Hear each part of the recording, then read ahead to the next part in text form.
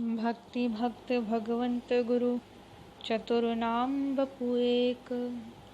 तिनके पद वंदन किए तो नाशे विघ्न अनेक।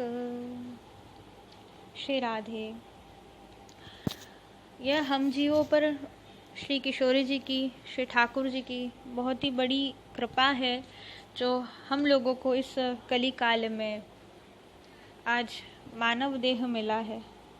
और ये श्री किशोरी जी की, श्री ठाकुर जी की इसलिए सबसे बड़ी कृपा है क्योंकि एक तो कलिकाल है, इसमें श्री ठाकुर जी और उनके परम रसिक भक्त हम लोगों को सहज ही प्राप्त हो जाते हैं।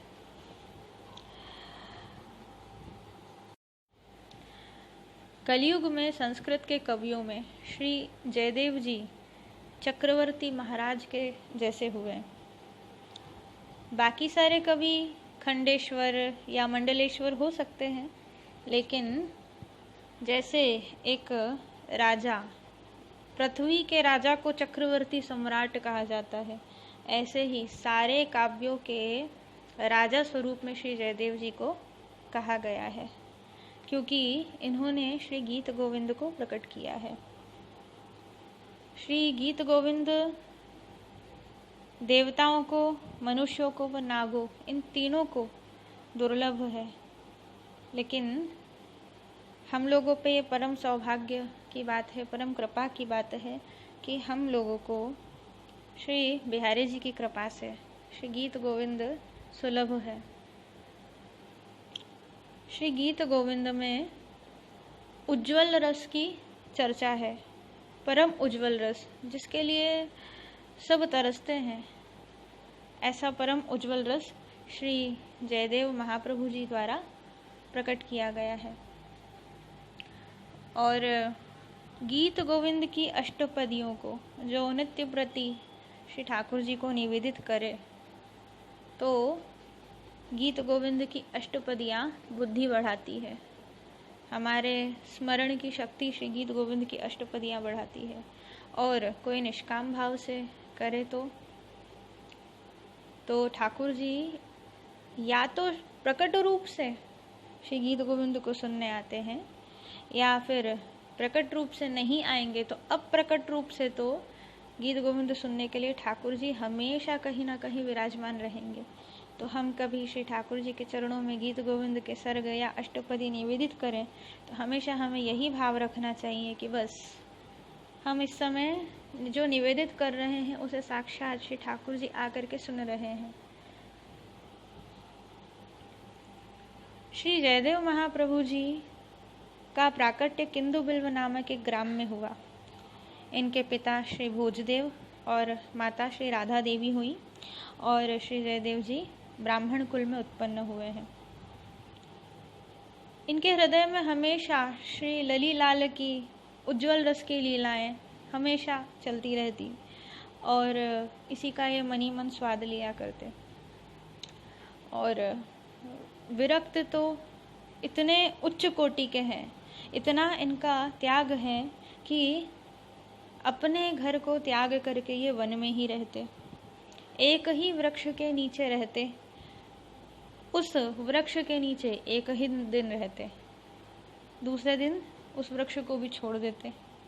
और इनके पास कुछ नहीं, एक गुदड़ी और एक कमंडल मात्र अपने साथ में ये रखा करते थे। उसी समय की बात है, एक ब्राह्मण ने यह संकल्प ले रखा था कि उसकी लड़की की अवस्था विवाह के योग्य होगी तो श्री जगन्नाथ जी को वह अपनी कन्या अर्पित करेंगे।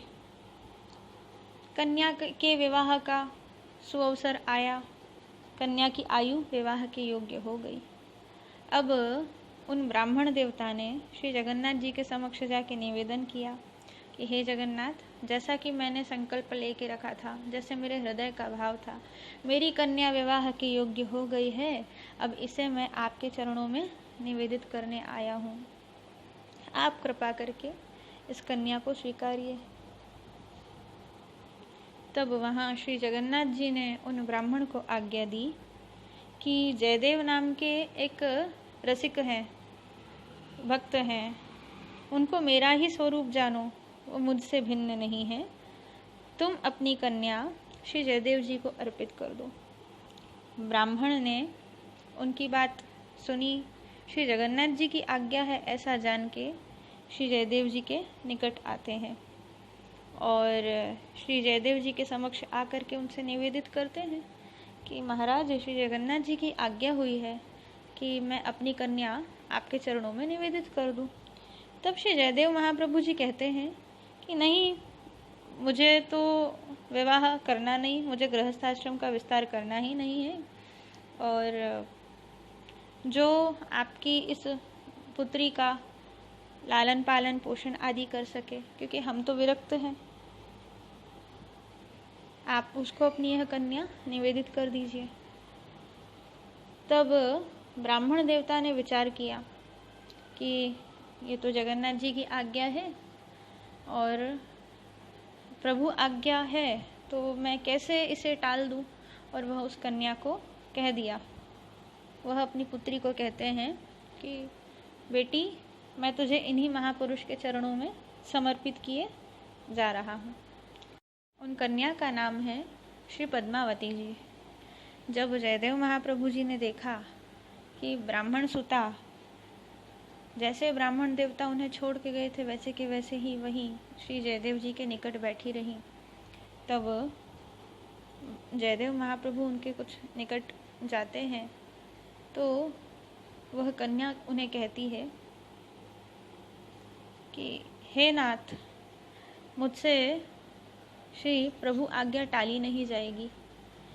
श्री प्रभु जी की आज्ञा है कि मैं आपके ही चरणों में निवेदित हो जाऊं, और मेरे पिताजी मुझे यहाँ छोड़कर गए हैं आपके चरणों में, तो मैंने आपको ही अपना प्राण, जीवन, धन श्री जगन्नाथ जी का स्वरूप जानकर मैं आपके चरणों में निवेदित हो चुकी हूँ। मैं अपना पूर्ण समर्पण आपके चरणों में कर चुकी हूँ।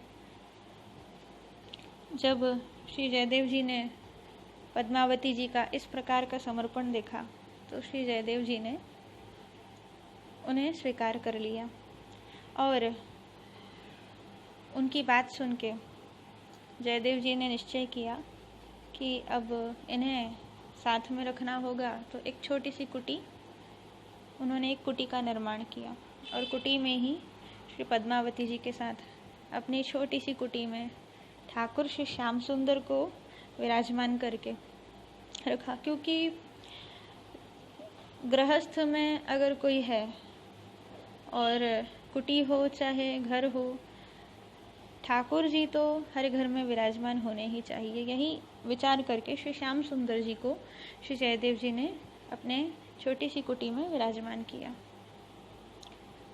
अब जिस परम उज्जवल रस को वो अपने मन ही मन उसका आनंद लिया करते थे, एक दिन उनके हृदय में भाव आया कि इसे मैं लिखूं। तब श्री ठाकुर जी की आज्ञा जान, प्रेरणा जान श्री जयदेव जी ने गीत गोविंद लिखना शुरू किया। एक दिन की बात है, श्री जयदेव जी के हृदय में एक भाव आया। वह भाव था, स्मर गरल खंडनम मम शिरसि मंडनम देहि तव पल्लव मुदारम। श्री ठाकुर जी श्री किशोरी जी के चरणों में निवेदन कर रहे हैं कि हे श्री किशोरी, हे श्री वृषभानुजा, आप कृपा करके अपने पाद पद्म, अपने चरणों को मेरे शीश पे रख दो। उनके हृदय में ये भाव आया और फिर वे एक पल के लिए सोचने लगे, इसे पोथी में लिखूं या ना लिखूं। यही विचार करते करते वह स्नान करने को नदी की ओर चले गए और जब स्नान करके वापस आते हैं तो देखते हैं, अरे यह भाव तो मेरे मन में था, लेकिन इस पोथी में कौन लिख गया। तो वे श्री पद्मावती जी से पूछते हैं कि हे पद्मावती, यहाँ कोई आया था क्या, यह पोथी में यह भाव। तब पद्मावती जी कहती, अरे आप ही तो अभी आए थे और आकर के इस पोथी में कुछ लिखा और अभी फिर आप बाहर की ओर चल गए। श्री जयदेव जी जान गए कि सभी के हृदय में बैठे हुए अंतर्यामी प्रभु ही श्री राधा रमन जी ही आए और आ करके मेरे हृदय का यह भाव खुद ही अपने हाथों से लिख कर इस पोथी में और चले गए। गीत गोविंद श्री ठाकुर जी को अत्यधिक प्रिय है। श्री जगन्नाथ जी को इतना गीत गोविंद प्रिय है कि श्री मंदिर में इसे नित्य निवेदित किया जाता है। एक बार की बात है, जगन्नाथपुरी में एक कन्या बैंगन की क्यारियों में गीत गोविंद की एक अष्टपदी गुनगुना रही थी। धीर समीरे यमुना तीरे वसती बने वनमाली, वसती बने वनमाली।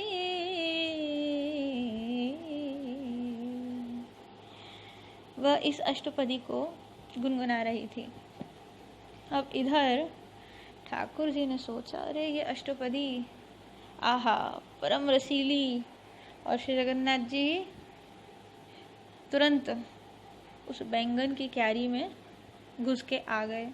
अब वह लड़की, वह कन्या तो अपना बैंगन की क्यारियों में काम कर रही थी, वहाँ से बैंगन के पेड़ों में से बैंगन तोड़ रही थी, अपनी टोकरी में रख रही थी और श्री गीत गोविंद को गुनगुनाए जा रही थी। पर उसके गीत गोविंद को गुनगुनाता हुआ सुन के श्री जगन्नाथ जी श्री मंदिर से उसके पीछे पीछे आ गए। और जब पंडित पुजारियों ने श्री मंदिर में श्री जगन्नाथ जी को देखा तो कहा, क्यों ठाकुर, आज ये आपके वस्त्र फटे फटे से क्यों हैं? पुरी के राजा ने देखा, ठाकुर जी के वस्त्र ये इस प्रकार फटे फटे क्यों हैं? तो ठाकुर जी से दैन्य भाव से सभी ने निवेदन किया, ठाकुर क्या हुआ, आज आपके ये वस्त्र इस प्रकार फटे हुए? ठाकुर ने कहा, श्री जगन्नाथ महाप्रभु कहते हैं कि मुझे गीत गोविंद अत्यधिक प्रिय है। वहाँ बैंगन की क्यारियों में एक कन्या गीत गोविंद गुनगुना रही थी, तो मैं गीत गोविंद सुनने के लिए उसके पीछे पीछे चले गया। और वहीं बैंगन की क्यारियों में मेरे वस्त्र उलझे और उलझ के फट गए। और उसके बाद से राजा ने उस कन्या को तुरंत बुलवाया और कहा, श्री जगन्नाथ जी को गीत गोविंद निवेदित करें।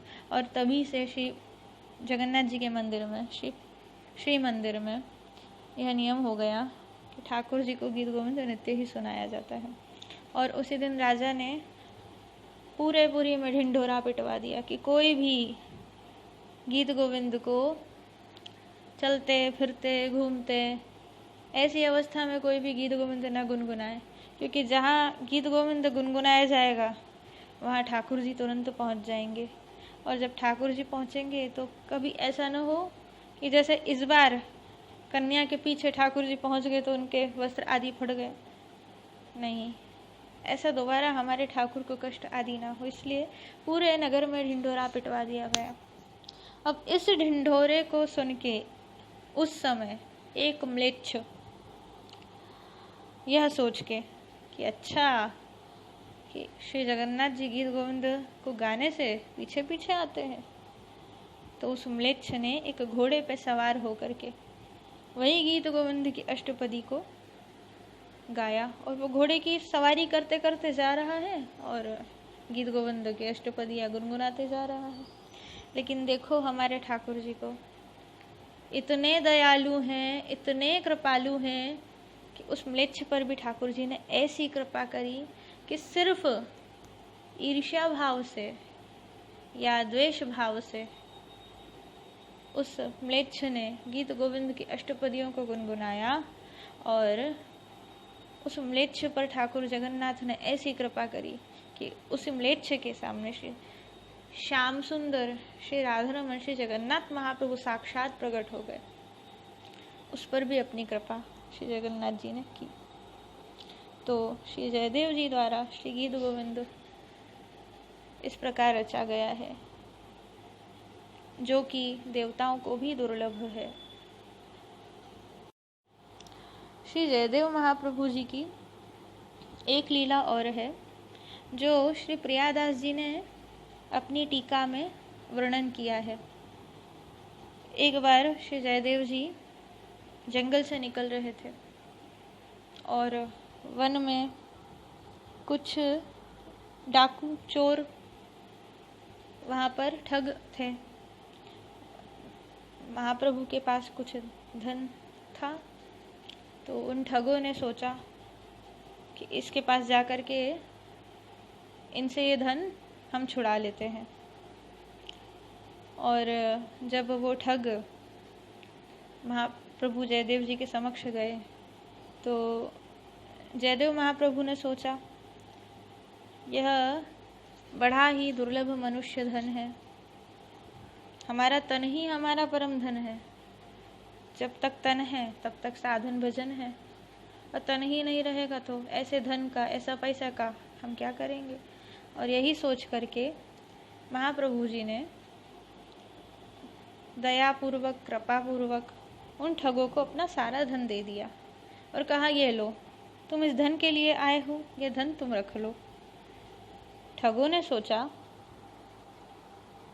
ये हमें बिना किसी डराए धमकाए ये हमें धन एकदम क्यों दे दिया। तब उन ठगों में एक ने विचार किया कि लगता है श्री जयदेव जी उनको अभी धन दे दें और बाद में राजा को कुछ कह दे, तो राजा को कह के हमको फिर दंड दिलवा दे। तो महाप्रभु जयदेव जी तो अच्छा सोच करके उनको अपना धन दे दिए कि कोई बात नहीं, ले जाने दो। लेकिन वो ठगों की दुर्बुद्धि, उन ठगों ने कहा इसको मार ही देना चाहिए। तब उनमें एक ठग बोला, देखो हमने इसका धन तो ले ही लिया है, अब इसको मार के करे तो करे क्या। तो एक काम करते हैं, इसको मारते नहीं हैं। और उन्होंने, ठगों ने मिलकर जयदेव जी को मारा नहीं, पर जयदेव जी के हाथ और पैर काट करके एक गड्ढे में डाल दिया। सिर्फ उनका मुख ऊपर रह गया और वहाँ से वो ठग जयदेव जी का धन लेके भाग गए। वहाँ से एक राजा गुजर रहा था। वह राजा भक्त था। उस वन में जब उस राजा ने श्री जयदेव जी को देखा, तो वहाँ से उतरा, अपने घोड़े पे से उतर के जयदेव जी के पास आते हैं। जयदेव जी के भले हाथ पैर अंग कटे हों, गड्ढे में वो धसे हुए हों, लेकिन उनके मुख पे एक परम प्रसन्नता को वो देखकर, एक परम तेज को वो देखकर राजा की मति श्री जयदेव जी के प्रति श्रद्धा उनकी बढ़ जाती है और वो उन्हें तुरंत उस गड्ढे से बाहर निकालते हैं। जब वो श्री जयदेव जी को गड्ढे से बाहर निकालते हैं, तो वो उनसे निवेदन करके पूछते हैं कि हे महात्मन, आपके ये हाथ पैर ऐसे क्यों हैं? आप कृपा करके मुझे पूरा वृत्तांत सुनाइए। तो अब महाप्रभु जयदेव कहते हैं कि नहीं, मेरे ये जो हाथ पैर हैं ये ऐसे ही हैं, मानो श्री पद्मावती जी के पिता को श्री जगन्नाथ जी ने कहा था कि जयदेव मेरा ही स्वरूप है। आज मानो हाथ पैर कटे स्वरूप में श्री जगन्नाथ जी ही बता रहे हो कि देख लो, यह जयदेव मेरे ही स्वरूप है, मुझ में और जयदेव में भेद ना करो। उन राजा ने श्री जयदेव जी को अपने साथ ले जाने का निश्चय किया और वह उन्हें अपने नगर में लेके आ गए। उन्हें वे अपने नगर में जब लेकर के आए, तो जयदेव जी ने उन्हें भजन की ओर मार्ग दिखाया। राजा का भजन बढ़ गया, सत्संग करने लगे, साधु सेवा होने लगी उसके नगर में। सारे संत समाज उस राजा की सेवा से बड़े ही प्रसन्न रहने लगे। अब एक बार की बात है, जब जयदेव जी उस राजा के नगर में निवास कर रहे थे, तब वही चारों ठग ने साधु का वेश बनाया और वेश बना करके भोज भंडारा आदि की, क्योंकि उन्होंने सुना था कि एक कोई राजा है, वो बढ़िया वेश को देख करके, संत वेश को देख के उनकी खूब सेवा किया करता है। तो वो चारों ठग जो थे, वो ठग साधु का वेश बना करके राजा के नगर में चले गए। और जब नगर में गए तो जयदेव जी ने देखा कि ये तो वही ठग हैं। तो राजा को उन्होंने कहा, अरे ये जो चारों आ रहे हैं ये परम भागवत हैं, यह परम सौभाग्य है, आपका राजा परम सौभाग्य है जो यह संत महानुभाव आपके यहाँ हैं। आप इनको बढ़िया इनकी खूब सेवा करें। ठाकुर जी इनकी सेवा से बहुत प्रसन्न हो जाएंगे। तो राजा ने श्री जयदेव जी की बात मानी और अपना सर्वस्व समर्पित करके समर्पण भाव से उन चारों ठगों की, चारों ठग संत भगवान की खूब सेवा करी। अब इधर राजा तो सेवा कर रहे, जयदेव जी भी आज्ञा दे रहे राजा को उन ठगों की सेवा करने को, संत वेशी ठगों की सेवा करने को। और यहाँ उन चारों के मन में, ठगों के मन में यही आ रहा है कि लगता है हमारी शामत आने वाली है, अब यहाँ से जितना जल्दी हो उतना निकल लो। वो राजा को रोज मनाते हैं, राजा हम जाएं अब। अरे राजा तो भाव में भर गया। राजा कहता है, नहीं नहीं नहीं, आप मत जाइए। क्या इस दास से कुछ आपकी सेवा में कमी रह गई है? आप क्यों जाया चाहते हैं? आप मत जाइए, आपकी मैं और सेवा करना चाहता हूँ। इस प्रकार के प्रेम से राजा उनको रोज रोक लेते। अब एक दिन उनका अत्यधिक आग्रह बढ़ गया। तब जयदेव जी ने आज्ञा दी राजा को कि हाँ ठीक है, सही कह रहे हैं ये, संतों को ज़्यादा दिन एक जगह टिकना नहीं चाहिए, उनके भजन में विक्षेप ना हो, अब उन्हें जाने दीजिए। तो राजा उन्हें बहुत सारा स्वर्ण, चांदी, मुद्रा आदि द्रव्य दे करके उनको विदा करते हैं। आँख में अश्रु भर के राजा उन वेशधारी ठगों को, संतों को विदा करते हैं। जयदेव महाप्रभु जी भी उन्हें विदा करते हैं। राजा ने कहा अपने सैनिकों को कि जब तक यह इनके ठौर में ना पहुंच जाए, इन्हें आप ले जाकर इनके ठौर तक पहुंचा देना, इनके साथ ही रहना इनकी सुरक्षा के लिए। जब सैनिक उनके साथ में जाने लगे तब एक सैनिक ने पूछा उन ठगों से कि वो जो राजा के साथ में एक और जो संत विराज रहे हैं वो आपको कैसे जानते हैं और उन्होंने आपकी इतनी सेवा करने को क्यों कहा? तब उन ठगों ने उस सैनिक को उत्तर दिया कि वो जो राजा के पास है कहना मत किसी को, हम सिर्फ तुमको बता रहे अपना हितैषी जान के। सैनिक बोला ठीक है, किसी को नहीं कहूँगा। ठग बोलते हैं कि वो जो राजा के साथ में अभी संत वेश धारण करके बैठे हैं ना, वो हमारे साथ हमारी मंडली में चोर थे। एक दिन हम लोगों ने किसी राजा के यहाँ काम करते थे, वह धन आदि चुरा करके ले जा रहा था, तो राजा ने उसको दंड दे दिया, हाथ पैर काट दिए, गड्ढे में डाल दिया।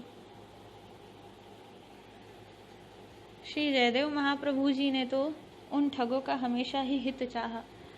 इतना जब उन ठगों ने कहा तो श्री पृथ्वी देवी से सहन नहीं हुआ कि ठाकुर जी के परम भक्त वैष्णव की यह इस प्रकार बुराई कर रहे हैं, इस प्रकार का उन पे आक्षेप लगा रहे हैं। तो माता पृथ्वी फट गई और उन ठगों को अपने अंदर समाहित कर लिया। जब ये बात उन सैनिकों ने देखी, वो तुरंत दौड़ा दौड़ा राजा के पास चले गए। दौड़ दौड़ कर वो राजा के पास गए और जैसे ही राजा के कान में उन्होंने यह बात सुनाई कि वो जो आए थे उनको तो पृथ्वी अपने अंदर समाविष्ट कर चुकी है, राजा के आश्चर्य की सीमा नहीं रही। वे दौड़े दौड़े श्री जयदेव महाप्रभु जी के समक्ष गए और जब वो जयदेव महाप्रभु जी के समक्ष जाते हैं तो श्री जयदेव जी कुछ अपने हाथ को मोड़ते हुए झटकते हैं तो उनके हाथ और पैर वापस आ जाते हैं। जब राजा ने इस आश्चर्य को देखा, महाप्रभु जयदेव से वे पूछते हैं कि ये क्या लीला है, ये कौन सा चमत्कार है, मुझे समझ नहीं आ रहा, आप कृपा करके मुझे समझाइए। तब श्री जयदेव महाप्रभु उन्हें सारा वृत्तांत सुनाते हैं और जब श्री जयदेव के विषय में राजा को पता चलता है कि ये वही श्री गीत गोविंद के रचयिता जयदेव महाकवि चक्रवर्ती हैं, तो वह कहता है कि हे महाप्रभु जयदेव, आपके दर्शनों से, आपकी सेवा से मैं कृतार्थ हुआ। ये आपकी बहुत कृपा है जो आपने इतने समय तक मेरे यहाँ निवास किया। अब तो मैं आपको जाने नहीं दूंगा। और श्री पद्मावती जी को भी श्री जयदेव जी के पास वह बुलवा देते हैं और कहते हैं अब आप मेरे ही राज्य में रहिए। कुछ काल बाद राजा की पत्नी के मन में आया, श्री जयदेव जी की पत्नी जो कि पूर्ण पतिव्रता नारी हैं, उनके लिए उनके हृदय में भाव आया कि यह कितनी पतिव्रता है, ज़रा परीक्षा की जाए। वह अपनी दासी से पद्मावती जी को कहलवा देती है कि हे पद्मावती, आपके पति के तो प्राण छूट गए। पहले तो वो मानती नहीं है, नहीं हमारे पति के प्राण अभी नहीं छूटे हैं, लेकिन जब वे जान जाती है कि यह परीक्षा करने को आई है तो दूसरी बार जब दासी आती है पद्मावती जी को कहने कि आपके पति के प्राण छूट गए, तब हाँ नाथ कह कर के श्री पद्मावती जी के भी प्राण छूट जाते हैं। अब तो रानी यह देख के डर जाती है कि यह क्या हो गया, मैं तो परीक्षा करने आई थी, यहाँ पद्मावती जी के प्राण ही छूट गए। रानी की बात राजा ने भी मानी थी, तो राजा अपने आप को कोसता हुआ अपने प्राणों का त्याग करने जाता है कि मेरे कारण यह क्या हो गया। तब श्री जयदेव जी वहाँ आते हैं और आ करके श्री पद्मावती जी के कान में गीत गोविंद की अष्टपदी सुना देते हैं। और जैसे ही वह श्री गीत गोविंद की अष्टपदी श्री पद्मावती जी को सुनाते हैं, श्री पद्मावती जी उठ के खड़ी हो जाती हैं, जैसे कुछ हुआ ही नहीं। सोई थी, सो के उठ के बैठ गई, खड़े हो गई। गीत गोविंद की ऐसी महिमा देख करके सभी ने श्री गीत गोविंद जी की, श्री जयदेव जी की जय जयकार करी। अब जो राजा मरने जाना चाहता था, जयदेव जी ने उसे भी ढांढस बंधाया, उसे कहा कि नहीं, मरो नहीं, अपने राज्य का पालन करो, संत सेवा करो, खूब भजन करो। और वहाँ से जयदेव जी पद्मावती जी को लेकर वापस किंदुबिल्व ग्राम में ही आ जाते हैं। श्री जयदेव जी वहाँ से गंगा नदी में स्नान करने रोज जाया करते थे। अब उनका जो देह है वो अतिवृद्ध हो गया था।